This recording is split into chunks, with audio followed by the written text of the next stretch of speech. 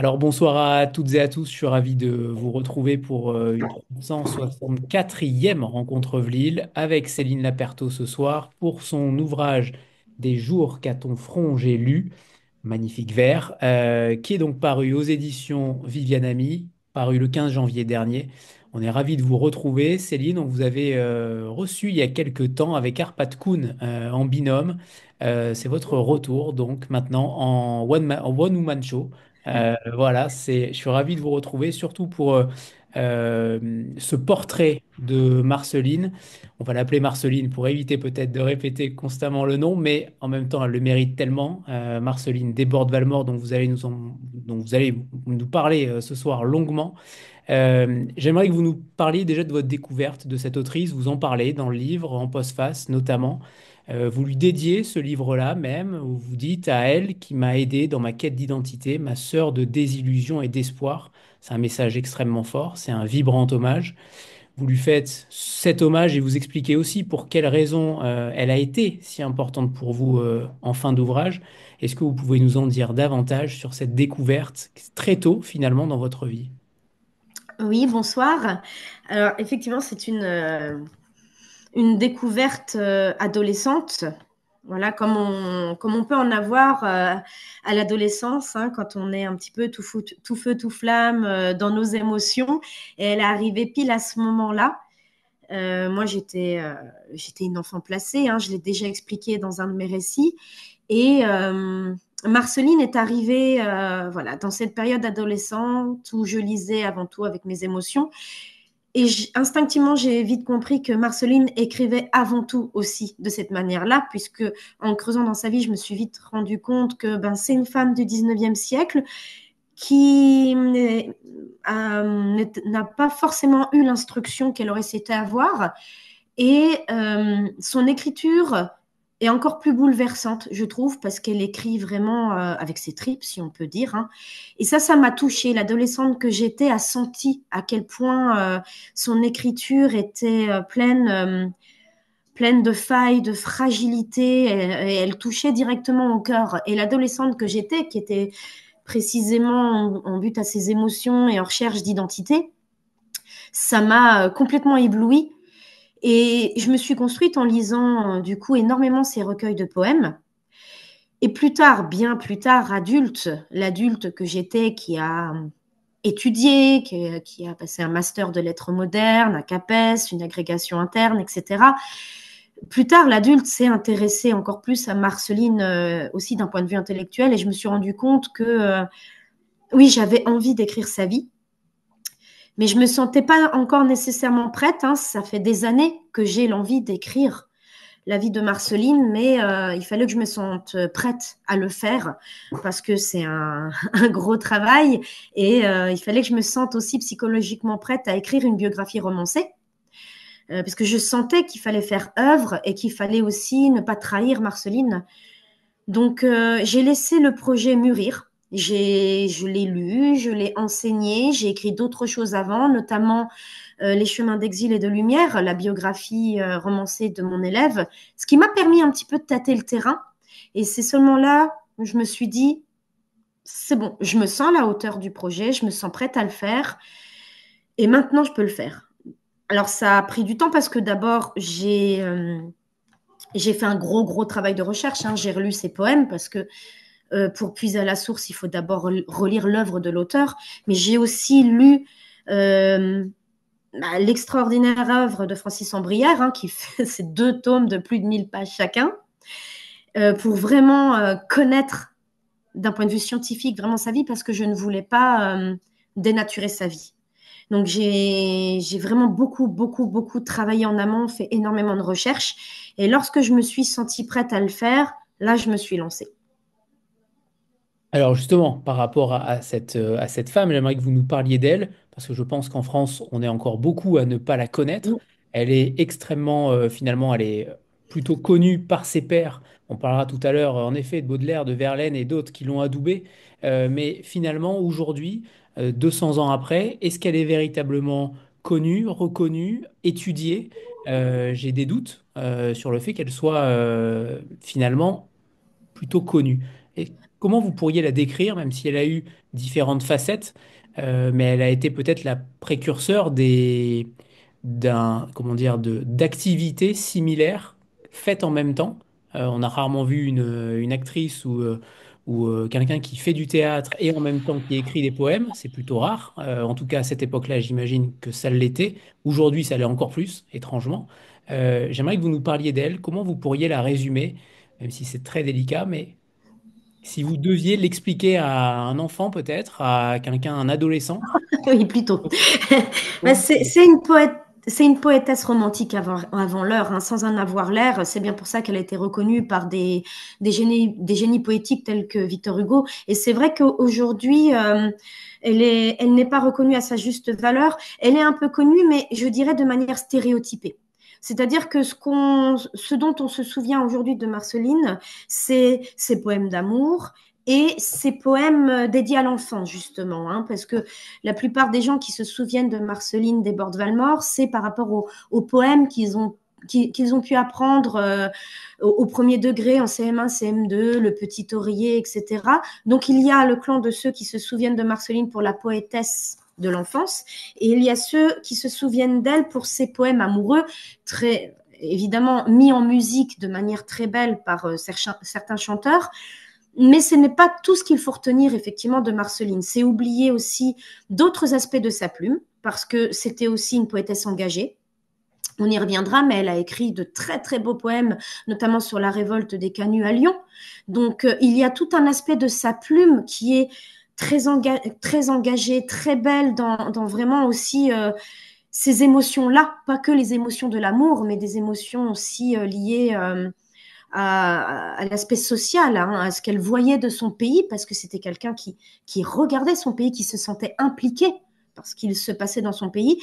Et ça, on a complètement oublié cet aspect-là de Marceline. C'était une femme très libre pour son époque. Alors, il y a une ambiguïté chez Marceline, c'est-à-dire que d'un côté, c'est une femme très conventionnelle qui, comme toutes les femmes du 19e siècle, je pense, pour des raisons qu'on peut imaginer, essayait quand même de vivre cette vie conventionnelle qu'on attendait d'elle, c'est-à-dire elle voulait se marier, avoir des enfants en toute légitimité. Elle n'a eu de cesse d'ailleurs de courir après ça, cette quête de légitimité qu'elle a perdue aussi en premier lieu à cause de sa mère, hein, qui a couru les routes, qui a abandonné son mariage, et ses deux sœurs ont eu des enfants aussi illégitimes, ne se sont pas mariées. Et Marceline voulait casser ça, elle voulait être une femme légitime.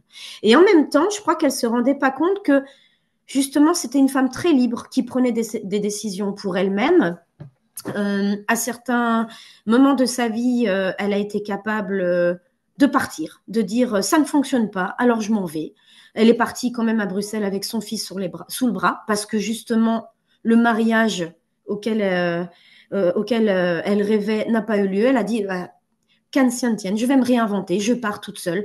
Elle faisait preuve d'un courage immense pour une femme du 19e siècle, et moi, je suis admirative parce que je ne suis pas sûre que toutes les femmes auraient eu le courage qu'elle a eu au 19e siècle de partir, de se réinventer, de trouver son argent par elle-même et de se dire tant que je n'aurai pas ce que je veux, je vivrai seule, je ferai les choses seule. Tout au long du livre, je me suis posé la question de savoir comment vous aviez fait pour vous mettre dans sa peau, dans son corps. Comment on peut se sentir finalement aussi proche d'un être si lointain que vous n'avez pas connu, que vous n'avez pas côtoyé physiquement, avec qui vous n'avez pas parlé. C'est à la fois déroutant de voir à quel point vous l'incarnez totalement. Alors c'est difficile de dire vous l'incarnez totalement parce qu'on ne l'a pas connu non plus, mais en même temps de ce qu'on lit d'elle, on a vraiment l'impression que Marceline a écrit ce livre. C'est ça qui est troublant. Comment vous avez, est-ce que vous vous sentez finalement, à quel degré vous vous sentez aussi proche d'elle? Ah, je me suis jamais sentie aussi proche d'une femme que j'ai pu me sentir proche d'elle, alors qu'on est né à exactement 200 siècles d'écart. Parce que quand j'ai lu ses poèmes, à l'époque, il renvoyait à mes souffrances. On n'a pas tout à fait vécu la même chose au début, hein. Elle a vécu une petite enfance merveilleuse qu'on lui a arrachée. Moi, j'ai eu une enfance désastreuse, point final.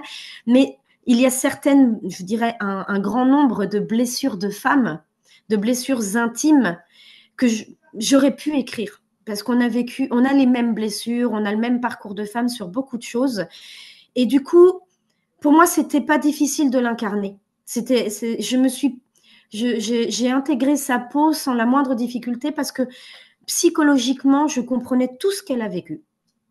Et du coup, la narration interne était très simple. Si j'avais choisi d'écrire avec justement le pronom personnel elle, j'aurais perdu ça. Je l'aurais mise à distance alors que l'incarner, c'était, au contraire, pour moi, c'était évident. Ça me semblait facile de ressentir ce qu'elle ressentait parce que j'aurais ressenti la même chose, j'en suis certaine. Il y a un parcours de femme identique qui fait que, oui, il y avait une connivence. D'ailleurs, en relisant mes poèmes, et c'est ce que j'avais remarqué justement avec Lise, mon éditrice, on avait eu cette discussion. En relisant mes poèmes, je me suis rendu compte à quel point ils entraient en résonance avec ce qu'elle disait, avec ses romans. En les relisant, je lui disais, mais ils s'intègrent facilement au roman parce que elle aurait pu les écrire, en fait, je pense. Il y avait un dialogue de poétesse qui s'installait tout naturellement. Donc, pour moi, c'est pas un rôle de composition. Il y a des romans que j'ai écrits avant qui étaient de vrais rôles de composition, hein. Mais là, c'est ce que j'écris dans ma postface, hein. Elle est elle autant que je suis elle. Pour moi, c'était l'évidence même. Je me suis glissée dans sa peau sans la moindre difficulté, ce qui fait que certains blancs dans son vécu, qu'elle n'a pas écrit par pudeur, je pense, j'ai pu les combler sans la moindre difficulté parce que, oui, je me suis glissée dans sa peau avec une évidence rare, je pense. Et alors justement, par rapport au style, par rapport au fait de ne pas trahir qui elle était, comment vous avez eu ces questionnements internes? Comment vous avez choisi ce que vous deviez y mettre ou pas? Est-ce que vous vous êtes fixé des limites sur sa vie, sur ses douleurs? Est-ce que vous avez fixé une certaine limite ou une certaine pudeur aussi? Ce qui m'intéresse vraiment, c'est de savoir comment vous avez travaillé le style et surtout le fait de vous dire à la fin, je ne l'ai pas trahi. Alors, je me suis parfois forcée à dépasser mes propres pudeurs parce que ça aussi, c'est un point commun que j'ai avec elle, c'est que je suis assez pudique. Les gens qui me connaissent dans ma vie de tous les jours savent que je suis profondément pudique en fait. J'ai beaucoup de mal à exprimer. Je peux être très bavarde hein, sur plein de choses et en même temps extrêmement pudique sur l'expression de mes sentiments. Ce qui fait que, alors par l'écrit, c'est toujours plus facile. Donc j'ai essayé justement de dépasser un petit peu, de le lever ce voile de pudeur pour aller au plus près de ce qu'elle était sans essayer de déplacer trop son propos. C'est par exemple, un exemple précis, justement, lorsqu'elle débarque au Havre et qu'elle doit gagner le chemin jusqu'à Lille, il y a un blanc total. Elle n'écrit rien là-dessus. Elle ne dit pas comment elle a gagné cet argent pour pouvoir regagner Lille. Et c'est évident que la seule possibilité, c'est la mendicité. Il n'y avait plus que ça à ce moment-là, il n'y avait même pas le théâtre. Elle n'en parle pas. Moi, je l'évoque en quelques petites lignes très poétiques et justement très pudiques parce que je ne veux pas rentrer justement trop loin dans ce propos-là, précisément pour respecter sa pudeur. Donc, j'ai essayé quand même de lever le voile et en même temps de ne pas aller trop loin quand il ne fallait pas y aller pour respecter ce qu'elle était parce que je pense que c'était quelqu'un un peu comme moi, c'est-à-dire de très bavard et en même temps de très pudique. Donc, c'était pas facile de respecter ça, en fait. Donc, pour ce qui est de l'écriture, je crois que la meilleure source possible, c'est de lire et de relire les recueils. Moi, j'ai relu un très grand nombre de fois ces poèmes parce que énormément de ces poèmes, en fait, sont autobiographiques. Je pense notamment à Jour d'été, qui est un des poèmes les plus autobiographiques qui soit, où elle dévoile énormément de choses de sa vie. Elle a énormément de poèmes autobiographiques sur son rôle de mère, sur tout son rapport à la maternité. Il y a énormément de poèmes autobiographiques sur les souffrances qu'elle a vécues à Lyon. Il y a tous les poèmes aussi du Réveil créole, ce qu'elle a vécu en Guadeloupe. Donc, beaucoup de ces poèmes sont des sources pures et dures. Le reste, je l'ai puisé chez Francis Ambrière parce que pour moi, c'est là la vraie source. Et quand j'avais quelques doutes aussi, j'ai eu de la chance d'être en contact avec Lucille Desbordes, qui est donc la descendante de Marceline Desbordes-Valmore. Et j'ai eu la chance qu'elle m'accorde un peu de temps lorsque j'avais un doute sur ce que je lisais. Mais elle m'a accordé de son temps aussi pour pouvoir lever les doutes à des moments où peut-être j'étais pas sûre de ce que je faisais. Donc voilà, il y avait les poèmes, il y avait Francis Ambrière qui est vraiment l'historien, pour moi, le plus sûr qu'il soit, et il y avait sa descendante. Pour le reste, moi, je suis une romancière. Je ne suis pas une historienne. Donc, j'ai moins de filtres qu'un historien. C'est bien pour ça que c'est une biographie romancée. Je me suis glissée dans sa peau, donc il y a toute une énorme part psychologique qui appartient à la romancière. Donc voilà, il n'y a pas la rigueur d'un historien, il n'y a pas la rigueur d'un Francis Sambrière, par exemple. Mais je pense que on peut y trouver encore plus de vérité du fait que je me suis glissée dans sa peau et que la vérité psychologique, elle est là. Ça, j'en suis certaine. Ça aurait été beaucoup plus ennuyeux si ça avait été avec des faits historiques. Je trouve que vous mettez une véritable patte, une âme, en fait. Vous Oui, incorporez une âme particulière dans sa biographie. C'est au-delà d'une biographie parce que c'est extrêmement fluide. Vous ne compilez pas juste des éléments ou des périodes, vous allez bien au-delà. On entre véritablement dans la tête de cette femme. Et ce qui m'a intéressé, c'est que finalement, les recherches que vous avez faites, il y a une belle bibliographie à la fin, mais finalement, elle est finalement fine. On a l'impression qu'elle n'a pas été tant étudiée que ça, excepté Andrière. Est-ce que oui, ça suffisait, entre guillemets, à l'étudier ou pas? Mais on a l'impression que, excepté sa littérature et ses poèmes, on a l'impression que personne s'intéressait finalement à ce qu'elle disait, et peut-être notamment par rapport à son goût pour la romance, dont on parlera ensuite. Je trouve ça quand même assez terrible, finalement, alors qu'elle a été adoubée par les plus grands. oui. Ça reste une femme, je suis désolée de le dire comme ça, mais effectivement, voilà, ça reste une poétesse du 19e siècle. Alors effectivement, on s'est moins intéressé à elle. Il y a certainement moins de recherches faites sur elle, sur tous les poètes du 19e siècle qu'on peut connaître. Après, effectivement, Francis Sambrière, pour moi, c'est une Bible. Il y a eu d'autres approches, je pense à Stefan Zweig, mais j'ai fait très attention avec justement le récit de Stefan Zweig parce que euh, au, la, d'un point de vue prose poétique, c'est très beau. Il a de très belles envolées lyriques. Par contre, il y a beaucoup d'inexactitudes. Donc, il faut faire très attention pour les gens qui, par exemple, voudraient connaître Marceline par le biais de Stefan Zweig. Ils ne l'approcheraient pas vraiment parce que c'est une Marceline fantasmée plus que ce qu'elle était en réalité. Voilà, il y a énormément d'inexactitudes dans ce livre-là. Donc, c'est aussi pour ça que je l'ai fait parce que j'avais envie, du point de vue d'une romancière, d'une femme capable de se glisser dans sa peau. Et en même temps, je voyais bien que les gens qui se référaient, enfin, les gens qui voulaient connaître Marceline se référaient à Zweig. Mais c'est pas la référence. Il faut faire attention à ça. D'un point de vue, justement, rigueur historique, c'est absolument pas la référence. Très bien. Alors justement, je reviens sur cette histoire de romance, puisqu'elle a souvent été raillée pour sa tendance au côté romance et notamment sa syntaxe défaillante. Et vous l'écrivez, hein, je n'invente rien. Quand on la lit, on imagine mal, en réalité, ces critiques. Je pense notamment à ces auteurs de feel good aujourd'hui qui écrivent, je vais être poli et sobre. On a du mal à la rapprocher de cette tendance-là. Et on a l'impression que dans la bouche de ses détracteurs, c'était cela. Elle Mm. était considérée comme une autrice feel good. Et c'est ça qui est intéressant, c'est que les époques ont changé. Mais aujourd'hui, on la voit beaucoup plus comme une écrivaine dans la haute sphère plutôt que dans la sphère feel good. Comment vous expliquez justement ce... alors, en effet, c'était une femme à l'époque et clairement la situation sexuelle était en ce sens bafouée. Mm. On l'imagine ainsi, mais j'avoue que ce que vous écrivez m'a frappé en ce sens. Oui. Bah, c'est pas. C'est sûr que elle a eu de cesse de s'instruire tout au long de sa vie par elle-même. Elle a lu énormément. Au contact de tous les poètes et les écrivains qu'elle a pu rencontrer, elle n'a eu de cesse effectivement de progresser, mais à la base, son instruction, elle était quand même assez minime. Elle la doit à sa sœur notamment. C'est sa sœur qui lui a appris à lire, ce qu'elle explique très bien dans Jour d'été. Et ensuite, elle s'est formée sur le tard. Ce qui fait qu'elle a une poésie très naïve, pas très recherchée, effectivement. Mais comme disait Victor Hugo lui-même, c'est une poésie qui nous va droit au cœur parce que précisément, elle est rafraîchissante par sa spontanéité. Et moi, je trouve que justement, pour quelqu'un qui manquait un peu d'instruction, elle écrit drôlement bien. Elle a quand même des vers qui sont magnifiques, qui sont plutôt recherchés.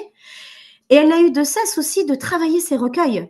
C'est-à-dire que plusieurs de ses recueils ont paru une première fois, une deuxième fois, une troisième fois, et à chaque fois, avec la maturité, avec l'expérience, elle retravaillait ses poèmes.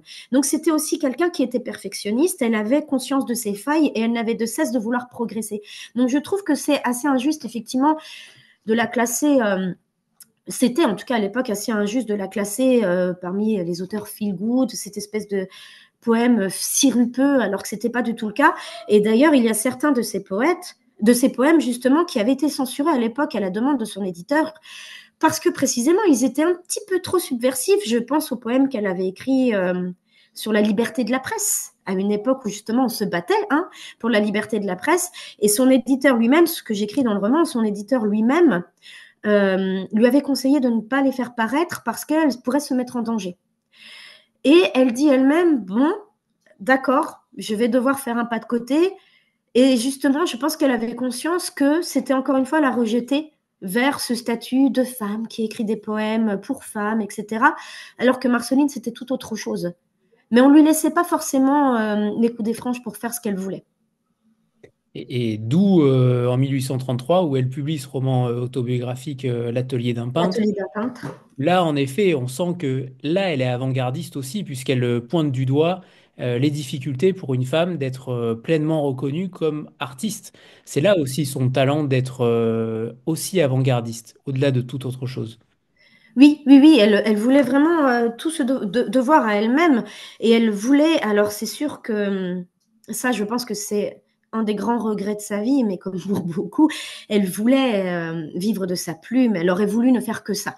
Le théâtre, c'était pas la passion de Marceline. Elle est arrivée là un peu par nécessité, parce que sa mère lui avait demandé, parce qu'il fallait à la base payer le billet pour la Guadeloupe. Et ensuite, comme elle avait du talent, comme elle était jolie, eh bien finalement, elle a fait carrière dedans, et parce que le public l'aimait, que ça fonctionnait. Mais c'était pas la passion de sa vie. Elle, ce qu'elle aurait voulu, c'était ne vivre que de sa plume. Et elle s'est vite rendue compte qu'elle avait un succès d'estime. Hein. Les poètes de son époque l'aimaient énormément. De jeunes poètes venaient chez elle, parler avec elle. Elle était reconnue, mais ça se voyait pas sur le compte en banque. Elle a quand même vécu de belles périodes de misère, notamment à Lyon. Et je pense que ça contribuait vraiment à sa souffrance. Ça contribuait vraiment à sa souffrance parce que elle savait qu'elle était reconnue, mais elle pouvait pas en vivre. Et elle n'arrivait pas à avoir la liberté qu'elle aurait souhaité avoir pour vivre, pour s'épanouir pleinement dans ce qu'elle voulait faire. Ça, je pense que c'est le drame de sa vie, ouais.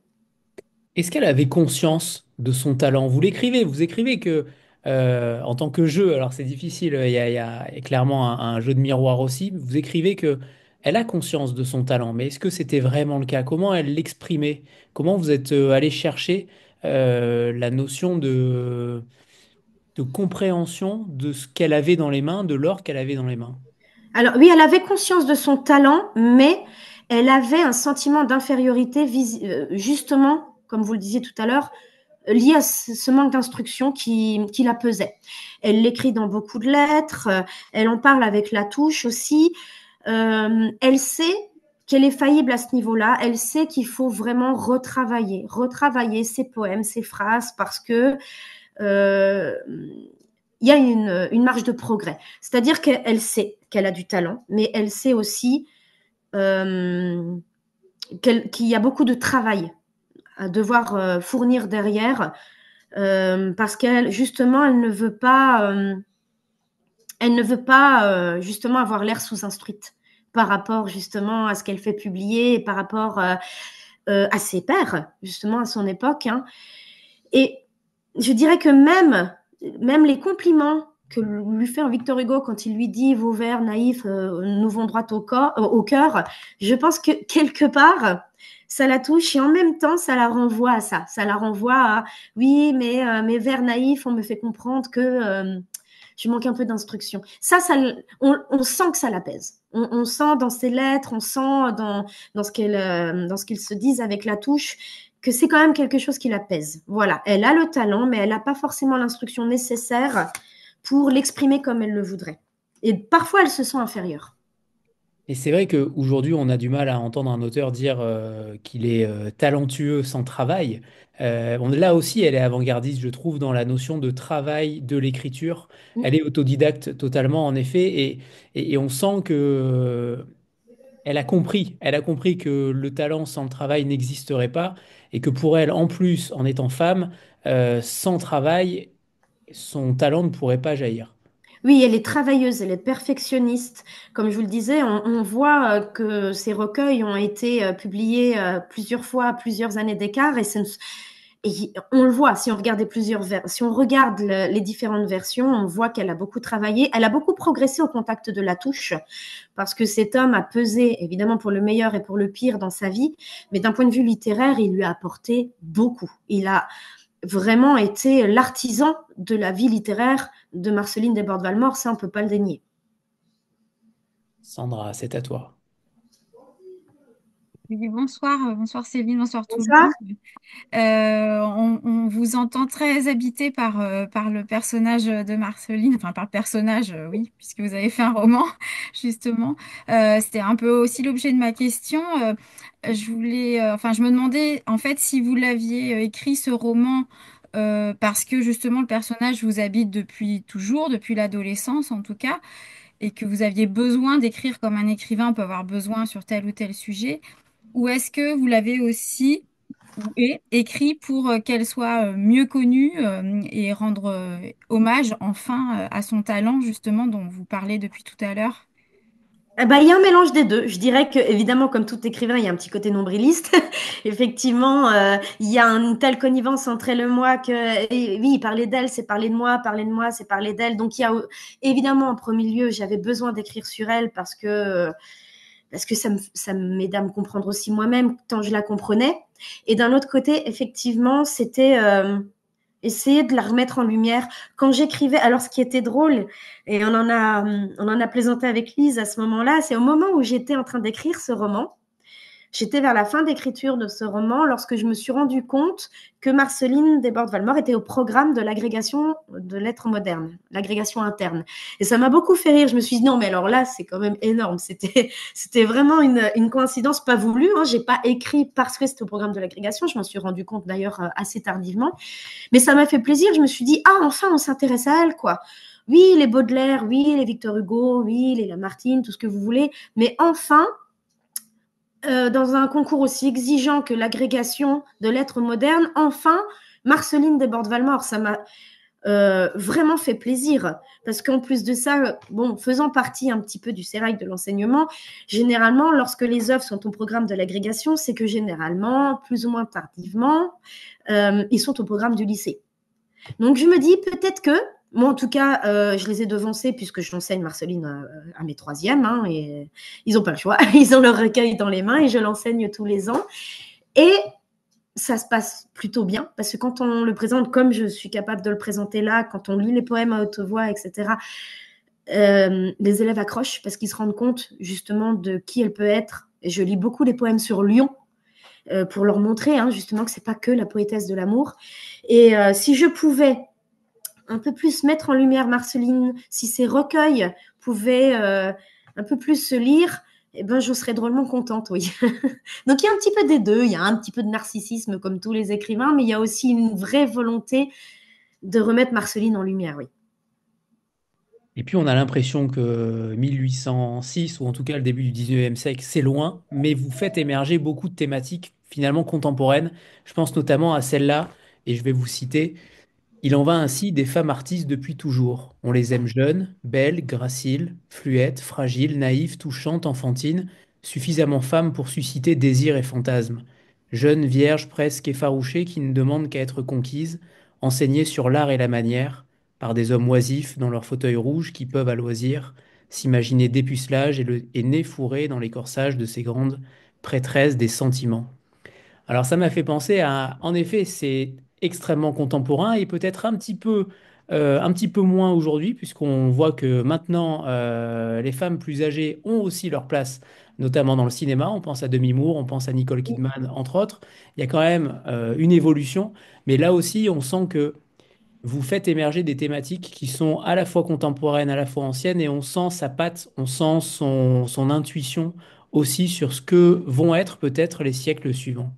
Oui, oui, mais complètement, parce que finalement, on n'a rien inventé. Hein. Alors, à ceci près, j'ajouterai une toute petite nuance, c'est que c'est vrai qu'au XXIe siècle, on accorde des rôles plus longtemps aux femmes, mais je me permettrai de dire quand même que des Demi Moore, des Nicole Kidman sont quand même même si je les trouve talentueuses, hein, sont quand même pas mal passées sous le bistouri, justement pour rester un petit peu jeune et fraîche et justement pour pouvoir continuer à jouer dans des rôles. Parce Alors que, prenons Agnès Jaoui alors. voilà, parce que c'est ce que j'allais dire, les actrices qu'il a actuellement, parce que ça commence à bouger un petit peu, mais les actrices actuellement là, je pense aussi à Josiane Balasco, hein, qui le dit clairement, hein. Moi justement, je suis pas passée sous le bistouri et maintenant je peux jouer des rôles de grand-mère parce que je suis une grand-mère et que je l'accepte et que je veux jouer aussi ces rôles-là, ça commence à émerger. Mais si on prend les États-Unis, c'est encore jeunesse à tout va pour pouvoir encore incarner ces rôles-là. Sauf qu'au 19e siècle, eh ben, on est vieille, quoi. C'est fini, il n'y a pas de bistouri, il n'y a rien et on est remplacé assez vite.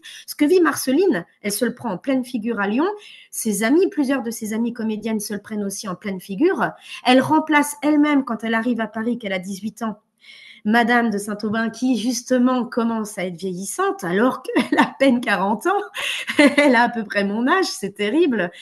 Et L'espérance de vie a évidemment évolué, donc c'est forcément. ça. Et très tôt, elle se rend compte que finalement, oui, on a.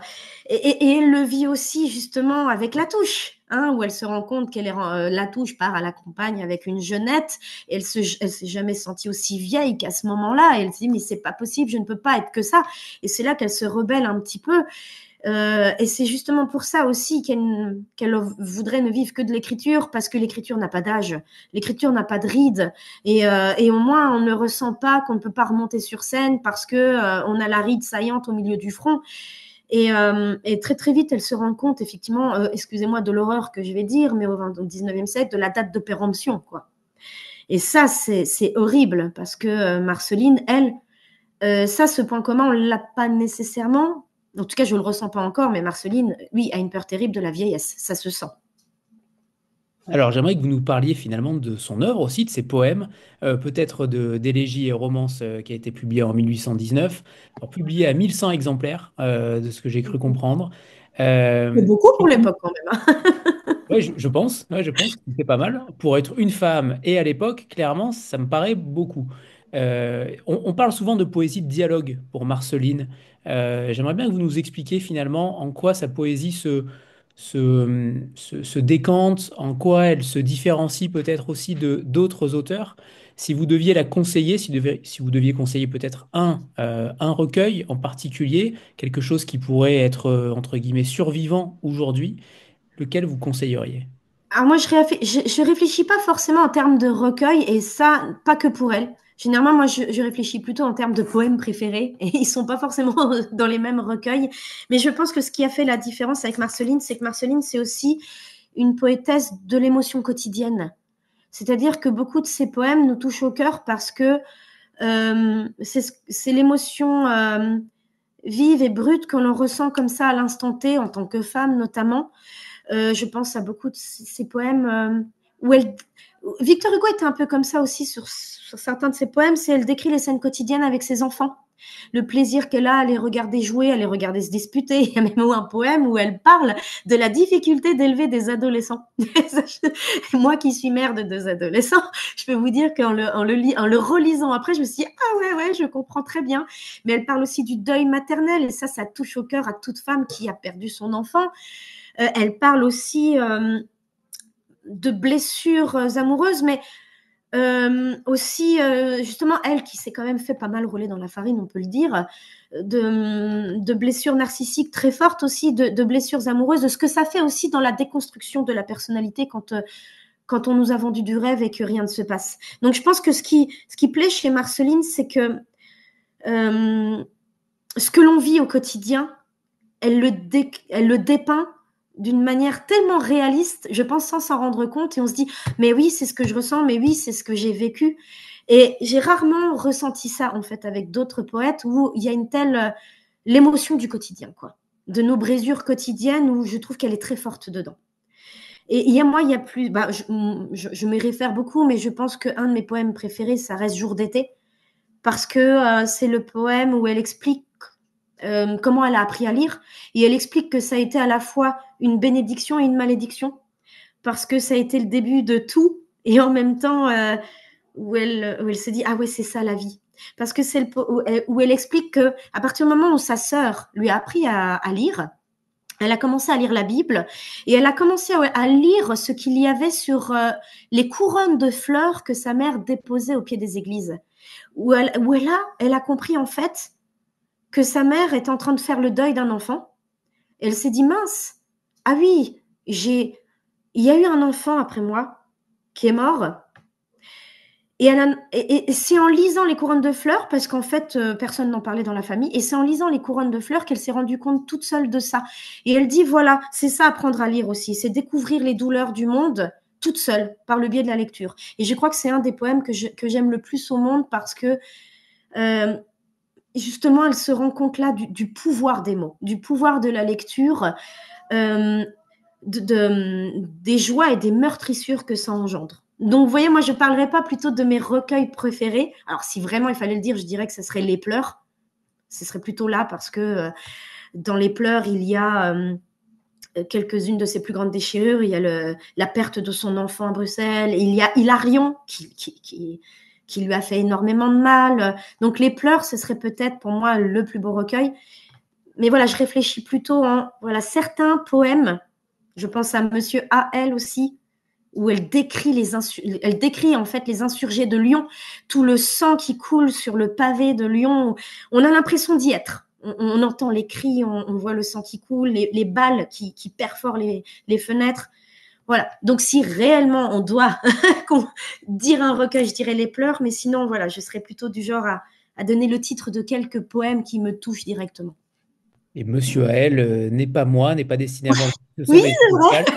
Mais ce n'est pas moi. On va prendre une petite photo de groupe avant que vous puissiez nous lire un premier extrait, Céline. Alors, c'est parti pour la photo de groupe. Et c'est bon, parfait. C'est à vous, Céline, pour le premier extrait. Alors, bon, je ne sais pas si je fais dans l'ordre chronologique ou pas, j'en sais rien. Alors, si on fait dans le premier extrait, j'aimerais bien parler du moment où elle est encore en Guadeloupe, justement. Ce moment où, fondateur dans sa vie, parce qu'elle a 14 ans, elle se retrouve toute seule, sa mère est morte du vomito negro, elle doit prendre sa vie en main toute seule, là, à 14 ans, l'âge qu'a mon fils actuellement, et je ne le vois pas prendre sa vie en main tout seul. Et je vais lire le passage où justement sa maman, là, vient de mourir. Au dehors, le ciel et les sols grondaient, la nature tout entière se mettait en colère contre cet excès de sang dont on abreuvait son sable et ses eaux. Les éclats de voix et les gémissements des mourants, je les entendais se mêler aux rafales du vent et aux chants des oiseaux. Qu'ils en avaient de la chance. Ils grimpaient haut dans le ciel, ils volaient et s'échappaient sans la moindre difficulté, tandis que moi je restais cloîtrée dans cet enfer, fait de miasmes et de toux de damnés, au milieu des corps qui s'abandonnent, des dernières plaintes aux parents, aux filles et aux fils, aux regrets de la famille, de la patrie, l'infinie mélancolie de laisser son âme sur cette terre. J'entendais tout ça. Je laissais entrer en moi cette sensibilité exacerbée qui ne me quitterait jamais. Certaines fois, je me dirais que j'aurais voulu être un oiseau, moi aussi. Être de la race des voyageurs aux paysages sans cesse renouvelés, aux souvenirs sans cesse recréés, à la vie brève mais intense, jamais à court d'idées pour trouver un havre de paix. Merci, Céline. Alors, on n'a pas encore parlé du côté malheureux, finalement, de cette vie de Marceline. Vous avez fait notamment état des 3 M, misère, mendicité, miséricorde. Elle qui fut surnommée aussi Notre-Dame des Pleurs, en référence à tous ces drames qu'elle a vécus, ce qui paraît quand même terrible. Là aussi, on a du mal aussi aujourd'hui à imaginer qu'une personne qui a subi autant de drames soit surnommée ainsi, ou en tout cas qui ait ce qualificatif plutôt négatif. Tous ces drames-là, ça l'a forcément construite, mais ça l'a forcément aussi affectée. Est-ce que est-ce que son écriture a aussi évolué en fonction des drames qu'elle a vécus au fil du temps? Oui, elle a gagné en profondeur, c'est évident. C'est une femme qui a un karma. C'est ça qui m'a poussée aussi à écrire sur elle, parce que pendant très longtemps, je me disais, et ça, Lise qui m'écoute, on a eu un certain nombre de conversations dessus. Ce qui m'a poussée à écrire sur elle, c'est qu'effectivement, on partage le même karma, quoi, hein, les casseroles et les casseroles qui s'enchaînent, et on se dit, mais quand est-ce que ça va s'arrêter? Et en même temps, ça nous construit, ça forcément que ça embellit l'écriture parce que ça la colore de quelque chose de plus profond, de plus brisé, de plus beau. Et ça l'a aidé à grandir. Ce que j'aime chez elle, c'est que ça ne l'a pas poussée dans l'aigreur. Par exemple, quelque chose qui m'a profondément touchée, c'est justement par rapport au recueil Les Pleurs. Elle s'est battue parce que justement son éditeur voulait surfer là-dessus et voulait absolument intituler le recueil Mes Pleurs. Et Marceline a dit jamais de la vie. Et elle s'est battue. Elle ne voulait pas parce que justement les pleurs, c'est universel. Elle savait qu'elle a eu sa part de drame. Elle a perdu des enfants, elle a perdu des amours, elle a été confrontée à la pauvreté, des échecs professionnels et personnels. Mais comme tout à chacun, j'aime toujours, moi, cette référence à Marguerite Yourcenar qui disait dans les entretiens avec Mathieu Gallet, qui disait que finalement, à quelques brèves exceptions près, on peut tous comprendre ce que tout le monde vit parce qu'il y a ce qu'on appelle le fond commun de l'humanité. Et je pense que sans mettre les mots dessus, Marceline l'avait ça. Et c'est pour ça qu'elle s'est battue pour que son recueil s'intitule bien Les Pleurs et pas Mes Pleurs. Parce que justement, elle voulait que ça reste universel. Elle voulait que ce qu'elle vivait, ce soit partagé et que ses lecteurs s'y retrouvent. Mes pleurs, c'est s'enfermer, c'est un petit côté gémissant, c'est moi, je souffre, ma petite vie. Et c'est absolument pas ce qu'elle était. Elle voulait justement rester dans ce côté universel-là, dans ce partage, parce qu'elle avait instinctivement compris que la littérature, les mots, justement, ça se partage, ça se vit. Et il ne faut pas rester dans son petit nombril, écrire que pour soi, même s'il y a une dimension cathartique. Ce n'est pas ce qu'elle voulait. Et elle n'a jamais été dans l'aigreur, elle était toujours dans le partage de sa littérature, jusqu'au bout. Ça, c'est une forme de résilience quand même. Je cite un autre extrait qui m'a frappé aussi. Alors, je ne sais pas si vous avez extrapolé ou non, mais en tout cas, on On va va en voir. parler. Euh, qui lit ma poésie? Je veux dire, la lit vraiment. Voit au-delà de mes larmes de femme amoureuse et délaissée. Qui me lit vraiment? Lit la soif, la faim, la peur des éternels recommencements, l'envie d'en découdre avec cette vie qui retient parfois sa générosité. Je me suis aussi posé cette question sur le parallèle, finalement, avec un auteur, avec vous-même. J'imagine qu'en tant qu'auteur, on a aussi, quand on écrit, en tout cas, on a une vision des choses que le lecteur va forcément interpréter selon ses douleurs, selon son passé, son vécu. Est-ce que vous vous posez aussi la question, qui me lit vraiment? Oui, bien sûr. Oui, bien sûr. Je pense que j'ai pas, chez elle, pour répondre à ce que vous avez dit juste avant, je pense que je ne l'ai pas vraiment extrapolé, je pense que je l'ai vraiment interprété. Parce que ça se sent dans certaines de ses lettres, où justement elle veut être prise au sérieux, elle veut vraiment que ces mots reflètent ces douleurs de femme, mais les douleurs des femmes, voilà, pas que les siennes. Et il y a la volonté chez Marceline comme chez moi, et je pense qu'on s'est retrouvés. Quand je la lisais, je me disais, mais oui, évidemment, de faire œuvre, d'être pris au sérieux. Justement, on n'est pas dans le feel good, quoi, vraiment pas, vraiment pas.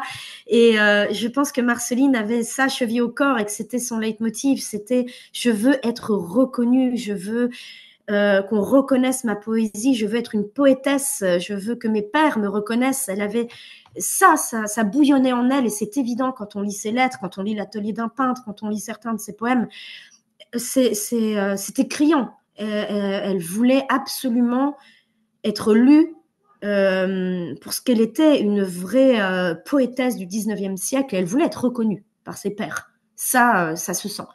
Et oui, bien sûr que j'ai ça. Bien sûr, ça, on se rejoint là-dessus. Moi, je veux faire œuvre, je suis pas dans le feel good. C'est mon 7e roman. J'avance petit à petit, hein, évidemment. Je reste un écrivain confidentiel. Parfois, j'en souffre, je vais pas le cacher. Ce qu'elle ressentait, voilà, on est très proches l'une de l'autre là-dessus. Mais j'ai conscience que je suis à la place que je voulais être. J'écris ce que je veux écrire.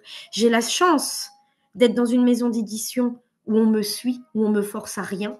J'écris à mon rythme, j'écris comme j'ai envie d'écrire, j'écris ce que je veux écrire et je construis mon œuvre petit à petit et ça prendra le temps que ça prendra. Voilà. Très bien. Marceline aurait pu dire ça aussi. Oui, je pense, ouais. Avec le temps, parce qu'au début, elle était plus bouillonnante que moi. Vraiment. Tout à l'heure, derrière vous, j'ai vu une photo de Kafka, il me semble. Oui, c'est Kafka. Est-ce que Marceline est encore près de vous, chez vous?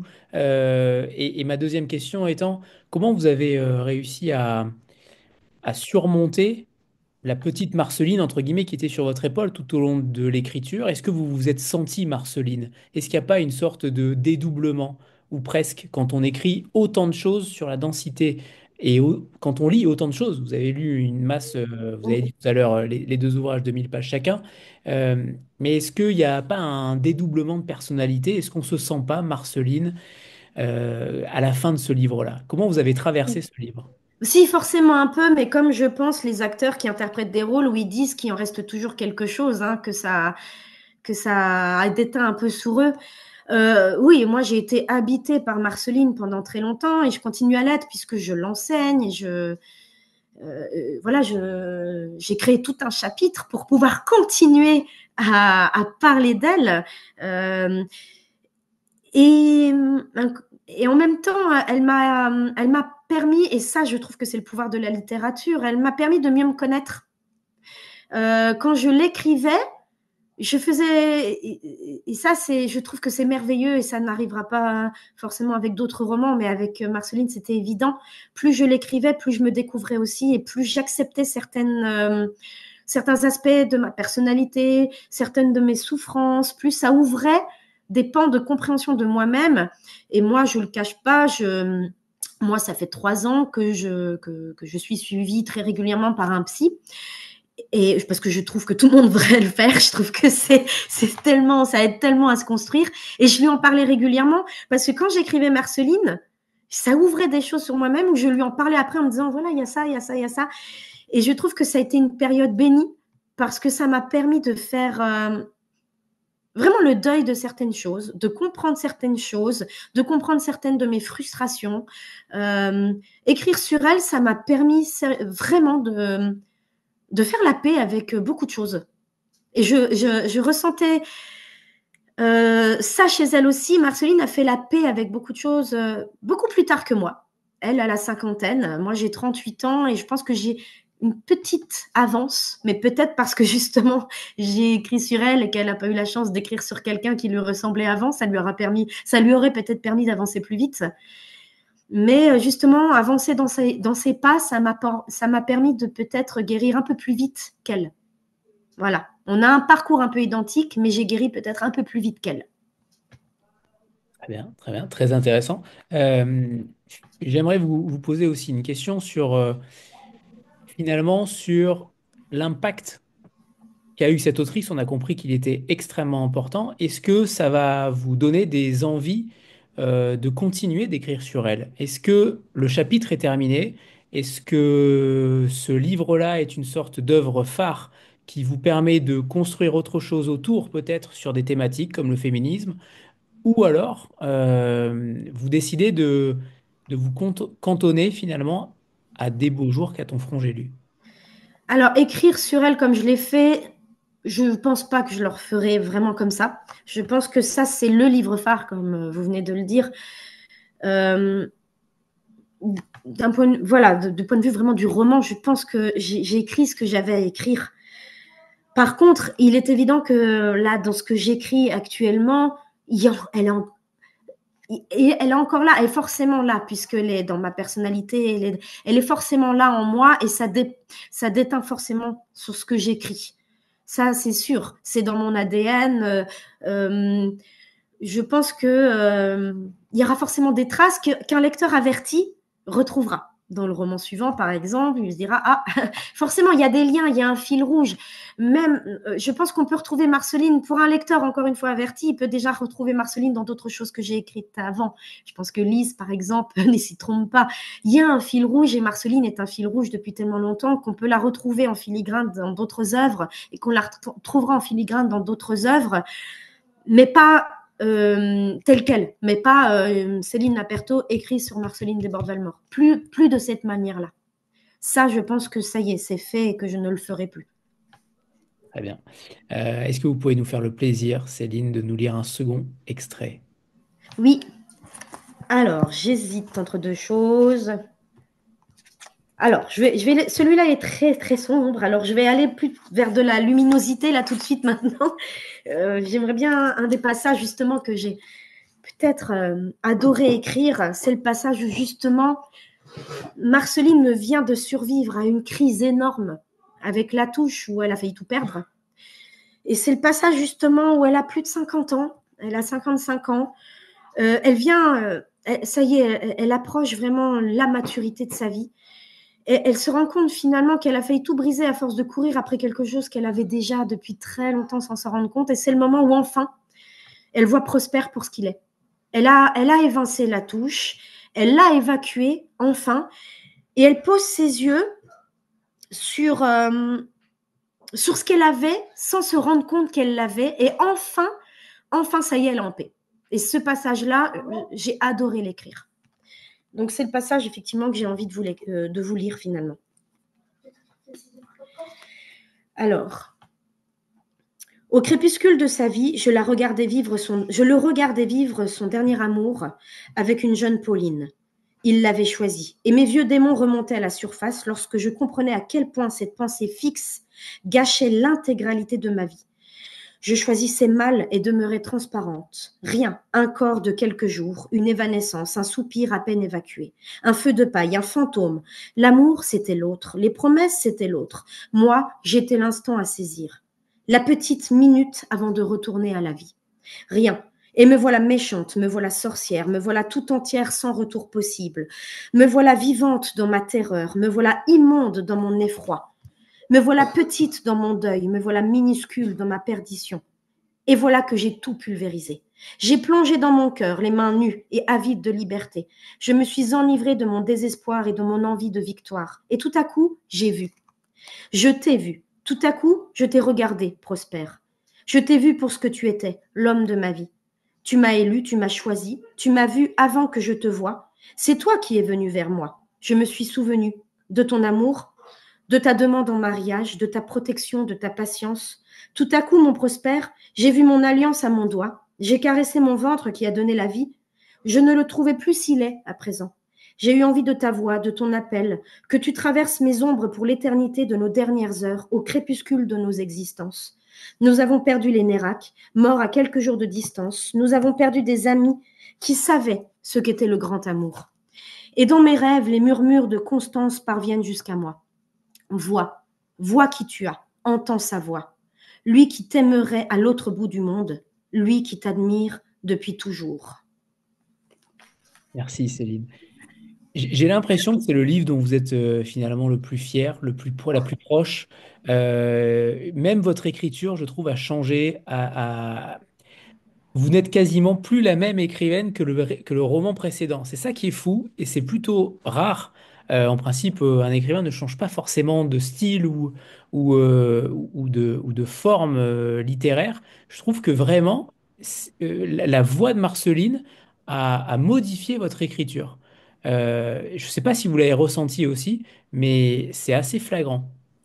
Alors c'est aussi là, je pense que pour le coup ça c'est une étape qui se fait pas toute seule, qui se fait à deux, parce que je pense qu'il y avait quand même encore des passages effectivement à retravailler. Je pense que là pour le coup c'est aussi Lise, mon éditrice, qui m'a aidée à aller au bout de ce processus.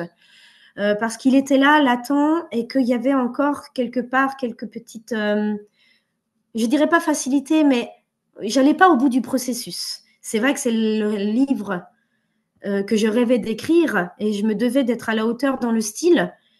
Et je pense que là, c'est là qu'on sait si on est vraiment, on travaille avec la personne qu'il faut ou pas. C'est que là, Lise m'a aidé aussi à passer le cap. Il y a eu des passages douloureux, j'ai dû retravailler, mais justement, elle avait cette ambition aussi pour moi. Elle sentait peut-être que je voulais être à la hauteur de ce livre. C'est le livre que je voulais écrire. Et il y a des moments où je pense qu'elle a senti peut-être que je pouvais aller un petit peu plus loin, que j'étais peut-être pas tout à fait encore à la hauteur de ce que j'aurais espéré. Elle m'a poussée à aller plus loin et ça, c'est c'est le travail de l'éditrice, quoi. Ça, c'est quelque chose qui se fait à deux, je pense. Ah bah, j'ai la voix qui arrive. Si tu veux intervenir, évidemment, Lise, tu le peux. Là, tu prends les compliments. Tu prends les Merci, compliments. merci, c'est gentil. Non, mais ça se fait à deux, évidemment, hein, mais puis c'est un compagnonnage, c'est-à-dire que et c'est ça qui est agréable aussi avec Céline, c'est qu'effectivement, elle développe une œuvre.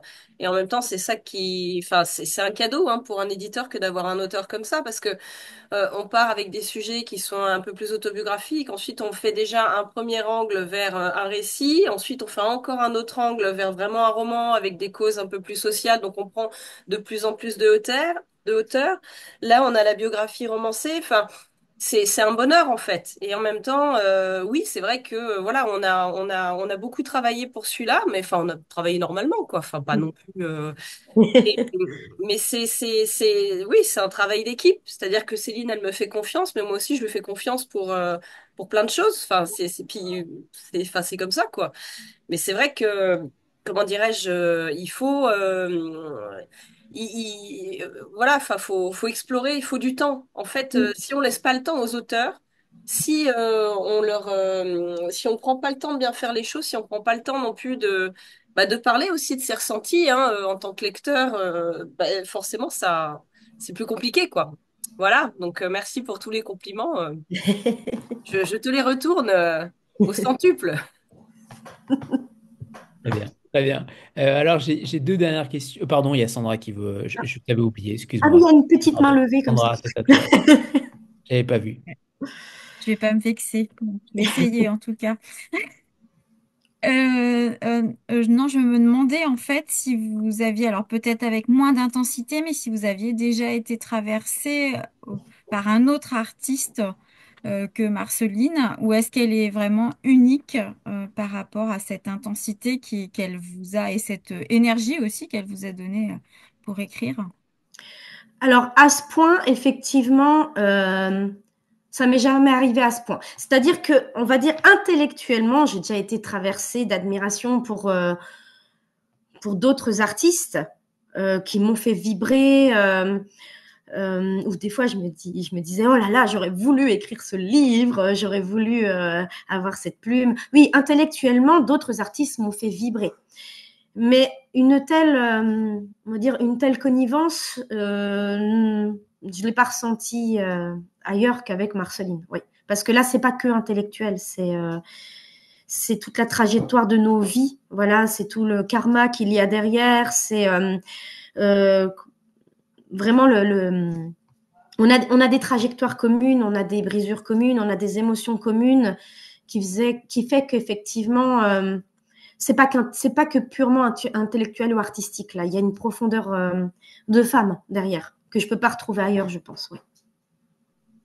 Très bien. Alors, donc, mes deux dernières questions que je pose à chaque invité de cette émission. La première, c'est celui de l'auteur méconnu que vous aimeriez remettre en avant. Alors, évidemment, vous n'avez pas le droit à Marceline, hein. Vous lui consacrez déjà un livre. Donc, qui avez-vous choisi, Céline? Alors, vu ce que j'ai dit tout à l'heure, ça va pas vous choquer. J'ai pas forcément choisi un auteur méconnu. J'ai choisi un livre méconnu de cet auteur. J'ai choisi Vercors. Mais Vercors, on connaît finalement, on connaît le silence de la mer parce que c'est un chef-d'œuvre absolu et que tout le monde connaît celui-là. Moi, j'ai choisi, je ne sais pas si on le voit bien, c'est Vercors, c'est Les animaux dénaturés. Très peu de monde connaissent ce livre-là de Vercors que moi j'ai dévoré. Il y a de ça quelques années, et il y a certains passages qui peuvent être encore, qui sont peut-être un peu flous dans ma tête, mais j'ai le souvenir d'une lecture puissante. Les animaux dénaturés, c'est évidemment nous, l'être humain. Mais ce que j'ai adoré dans ce livre, c'est une équipe de savants, en fait, découvre, cherche le fameux chaînon manquant. Hein, puisqu'on en est là encore dans les recherches scientifiques concernant la paléoanthropologie, et une équipe de savants cherche le fameux chaînon manquant dans l'évolution du singe à l'homme. Et en fait, un savant, Douglas Templemore, suite à ses recherches, découvre une colonie bien vivante de quadrumanes, des singes, qui sont, on ne sait pas trop en fait, c'est des singes troglodytes.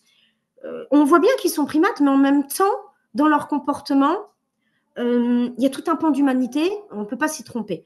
Et là, ce que j'aime, c'est la façon qu'il a d'analyser en fait la société à partir de cette découverte. Parce que lui, il va s'acharner à prouver que que c'est des hommes, parce que sinon elle sait ce que la société va en faire, puisqu'il y a déjà des hommes d'affaires qui sont prêts à les utiliser.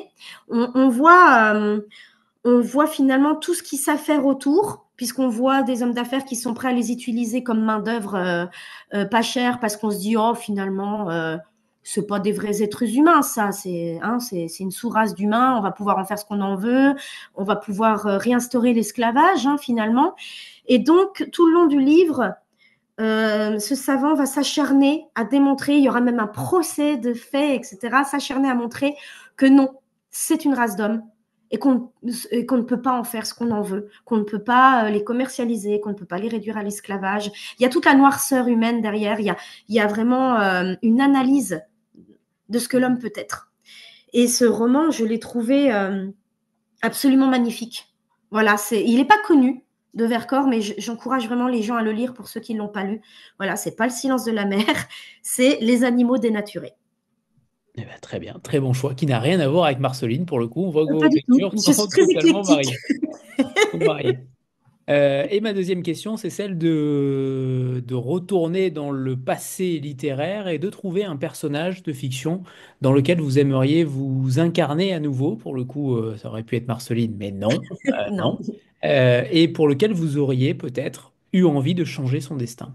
Alors là, ça m'a donné du fil à retordre. J'ai énormément réfléchi parce que j'aurais pu, étant donné mes petites marottes littéraires, mes petites névroses, j'aurais pu tomber dans des facilités et vous parler de Phèdre, d'Antigone, enfin tout ce que j'aime. Mais je me suis dit que c'était un peu facile. Et en fait, moi, je suis partie dans le personnage d'un auteur que j'adore, que je lis énormément, qui est Irène Nemirovsky. Et c'est un personnage tiré de son roman L'Ennemi. En fait, il s'agit d'un trio, d'une espèce de triangle amoureux très glauque dans ce roman, parce qu'il s'agit de Charles, en fait, qui est l'amant de la mère de la narratrice, qui s'appelle Francine. Et cette jeune femme, qui s'appelle Gabi, voue une haine à sa mère. Comme c'est souvent le cas chez Irène Nemirovsky, on sait qu'Irène Nemirovsky avait beaucoup de comptes à régler avec sa mère, ça se voit dans ses romans. Mais Gabi voue vraiment une haine à sa mère, mais c'est aussi mêlé de jalousie, de sentiments de rivalité. Il y a quand même quelque chose de très glauque qui se passe là. Et tout le long du roman, en fait, elle n'a de cesse de vouloir prendre ses distances parce qu'elle ne veut pas lui ressembler. Sa mère est une vieille cocotte. Une vieille cocotte à la mode qui collectionne les amants, etc. Et le dernier allemand en date est Charles. Et il se trouve qu'elle va malheureusement tomber dans son propre piège et elle va ressembler à sa mère plus qu'elle ne le voudrait. Et elle va finalement faire de Charles, l'amant de sa mère, son propre amant, alors qu'elle est toute jeune. Mais le problème, c'est qu'elle va se brûler les ailes parce qu'elle va tomber amoureuse. Et elle commence finalement à devenir un peu comme sa mère. Il y a une rivalité vraiment très toxique qui se met en place. Et malheureusement, je spoil un peu, mais ça va, Irène Nemirovsky, ça date pas d'il y a 2 jours. Malheureusement, ça va la mener à sa perte, mais perte physique parce qu'elle va en mourir. Parce que dans la dernière scène où sa mère se rend à un bal, la cocotte veut toujours briller, où elle feint d'être malade. Et en fait, c'est pour pouvoir rejoindre Charles dans sa chambre. Pour ça, elle doit monter une balustrade, etc. Et au moment où elle est contre la fenêtre, prête à enjamber pour aller rejoindre Charles, elle voit arriver sa mère dans la chambre. Sa mère qui vient rejoindre son amant, en fait. Elle avait négligé le fait qu'à la base, Charles n'est pas avec elle. Et de stupeur, elle lâche tout. Et elle s'écrase au sol. Et ça se termine par sa mère qui, mine de rien, aimait quand même sa fille, même si la relation était ultra toxique. Ça se termine par sa mère qui dit non, c'est pas vrai, c'est pas vrai. Quand elle découvre aux petites heures du jour qu'on a découvert le corps de sa fille écrasée au sol, elle ne s'était pas rendue compte que sa fille était là, en fait.